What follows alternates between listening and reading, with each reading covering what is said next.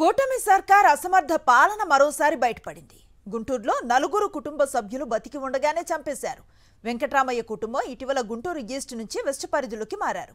అక్కడికి తమ రేషన్ కార్డును మార్చుకునేందుకు సచివాలయానికి వెళ్ళగా మీరు చనిపోయినట్లుగా కంప్యూటర్లో చూపిస్తోందని చెప్పడంతో కంగు తిన్నారు.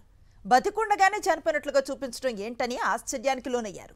తాము మరణించినట్లుగా ఏ వైద్యుడు నిర్ధారించారని, ఎలా సర్టిఫికేట్ సృష్టించారని అధికారులను నిలదీశారు. తక్షణమే ప్రభుత్వం స్పందించి రేషన్ కార్డు మంజూరయ్యేలా చర్యలు తీసుకోవాలని డిమాండ్ చేశారు. ఎమ్మటే 5వ తారీఖున అంటే మే 5వ తారీఖున కలెక్టరేట్ గ్రీవెన్స్కి ఇచ్చాను. మళ్ళీ కొత్తపేట పోలీస్ స్టేషన్ కూడా ఇచ్చాను. ఎందుకంటే మొత్తం ఫ్యామిలీ మెంబర్స్ చనిపోయి దాదాపు 2021 నెల చెప్పలేదు, కానీ ఈ ఇయర్ చెప్పారు. నాకు గత 4-5 సంవత్సరాలుగా చనిపోయినట్టుగా ఉందని చెప్పారు లెక్కల్లో.